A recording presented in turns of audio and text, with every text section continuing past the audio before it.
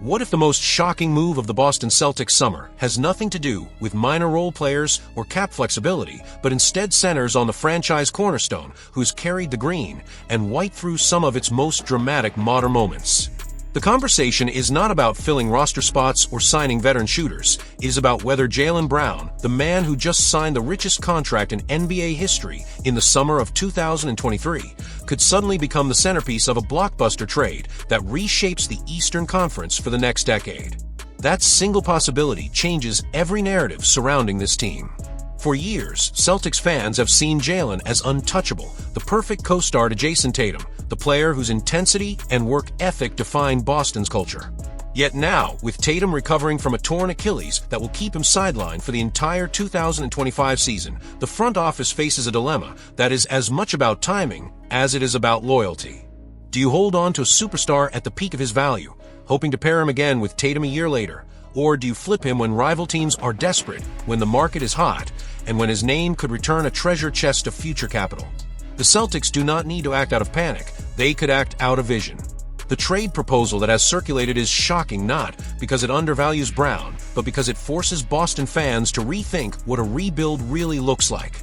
Imagine this: Orlando sends Jalen Suggs, Jonathan Isaac, 3 first-round picks, and 1 second-round pick in exchange for Jaylen Brown. At first glance, it looks lopsided, as if Boston is giving away its best available star for unproven talent and paper assets. But peel back the layers, and you see something different. Suggs is only 23 years old and has developed into one of the most disruptive perimeter defenders in the league, his ceiling not yet fully tapped. Isaac, when healthy, brings size, versatility, and the kind of switch-heavy defense Boston has always thrived on. More importantly, the draft capital opens doors that cannot be opened otherwise, because 3 first-rounders and an extra second are not just lottery tickets, they are currency in an NBA where superstars change addresses faster than ever. Boston's ownership knows the financial weight of Brown's deal. The 5-year contract worth $304 million locks the team into the second apron, severely restricting flexibility for roster building. Trading him would be painful, yet it would also instantly free the Celtics from penalties that limit moves for seasons to come. This is not about saving money for its own sake, it is about unlocking options. Without Brown's contract, Boston could weaponize those draft picks, pursue a third star when Tatum returns, or even accelerate a retool by targeting players unhappy in their current markets. Think of how Oklahoma City transformed draft stock into Shai Gilgeous-Alexander and a deep young core. Boston could do the same, with the advantage of already having a franchise centerpiece in Tatum. What truly makes this scenario fascinating is the timing. If Boston waits until Tatum comes back healthy in 2026, Brown will be another year older, and his contract even heavier. If they strike now, they get value at its peak, and they give themselves 2 full seasons to mold a new identity before Tatum even steps back onto the court. It is a gamble, but it is the kind of gamble that could set up another decade of relevance. Fans may recoil at the thought of moving on from Jaylen, but history shows that bold decisions define dynasties. Red Auerbach once traded beloved stars to keep the Celtics ahead of the curve, and the franchise still reaps the benefits of that ruthless vision. The real question is not whether Boston should trade Jaylen Brown, is whether they can afford not to. The Eastern Conference is getting younger and stronger. Teams like Orlando, Cleveland, and Indiana are rising with cores that could peak at the exact same time as Tatum's second act. Standing still might be the riskiest move of all. By embracing the possibility of such a shocking trade, Boston is not admitting defeat, is planting seeds for another golden era. And while it is impossible to know if the front office will ever pull the trigger, one thing is certain.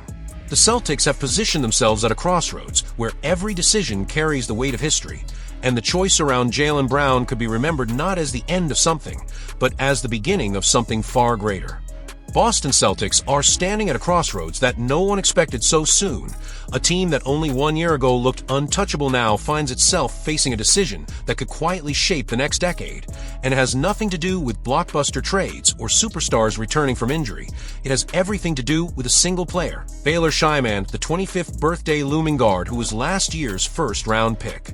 The casual fan might dismiss this as a small detail, just a contract option, just a late first-rounder. But the truth is that the Celtics have been constructing their roster with surgical precision.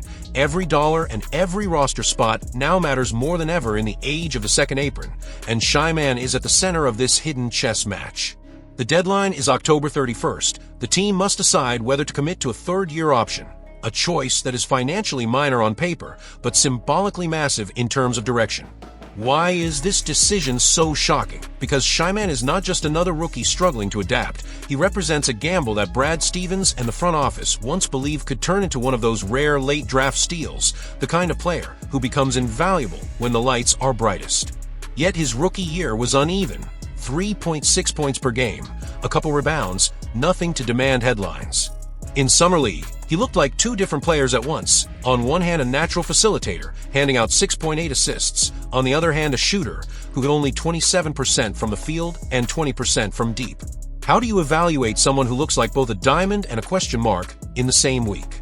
Celtics history has always rewarded patience with young talent. Think of how Jaylen Brown was once labeled too raw. Think of Marcus Smart, who was called an offensive liability, yet both became core pillars of a championship culture. The question is whether Shyman deserves the same patience and whether the front office can afford to give it to him in a year where every choice is magnified. Look deeper at March of last season when the team leaned on him more due to rest for Jayson Tatum and Jaylen Brown. Shyman quietly averaged over 6 points and nearly 3 rebounds, shooting 37% from 3 in about 18 minutes per night. Those are not superstar numbers, but they suggest growth when the opportunity expanded, growth that cannot be ignored in a league where development curves are rarely linear. What if those flashes are the first signs of a player who simply needs trust and consistency? The hidden drama is this: if the Celtics decline the option, Shyman becomes another young talent who slips away before truly showing who he is, and years later fans may wonder if Boston let go of a rotation piece too soon. If they accept it, they secure one more season of a player who could blossom just as Jayson Tatum returns fully healthy, giving Boston an extra facilitator and floor spacer in the exact moment they need depth the most. And here is where hope enters, because the Celtics do not need Shyman to be a star. They need him to be reliable, to take the lessons from a rocky summer league and turn them into steady minutes against real NBA defenses. They need him to lower Tatum's burden by being a secondary creator, to grab those extra rebounds that swing playoff possessions, to use his 6'6" frame to make an impact where the box score does not always capture. Fans should ask themselves, what is the greater risk, paying a small contract to keep a young player who still holds upside, or cutting ties and watching another franchise unlock what Boston once believed in? The answer might not be obvious, but the stakes are massive, because in a season defined as retooling, Shyman could be the bridge between uncertainty and another championship push. The decision is coming fast, and when the clock strikes October 31st, the Celtics will either double down on their belief in growth or choose to move forward without a player who could still surprise the entire league. Celtics star breaks silence on uncertain future in Boston. Celtics are stepping into a new era, and this shift feels different from anything the franchise has faced in recent memory. It is not only about a new ownership group or roster changes, it is about how the team is quietly redefining its core identity while the rest of the league wonders whether Boston is about to pull off something few saw coming. Just 1 year removed from raising an NBA championship banner, the Celtics reshaped their roster with a series of bold and unsettling moves. Kristaps Porzingis was traded away. Drew Holiday followed the same path, and both Al Horford and Luke Kornet left through free agency.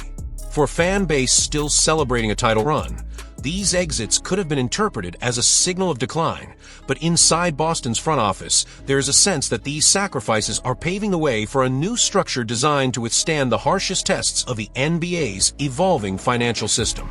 The devastating Achilles injury suffered by Jayson Tatum in May only amplified the uncertainty. When your franchise player is suddenly removed from the equation for an entire season, every other decision acquires new weight. Yet rather than panic, the Celtics appear to be embracing the challenge of navigating this storm with a mix of calculated patience and hidden ambition. This is why the futures of Jaylen Brown and Derrick White suddenly became the subject of whispers across the league. Trade chatter surrounding both stars reached its peak before the draft in late June, but Boston refused to make a rushed decision. Instead, they chose to hold the line, betting on continuity even in a time of turbulence. The most intriguing voice in this shifting narrative has now come from Derrick White himself. On his podcast, White spoke with an honesty that caught many by surprise.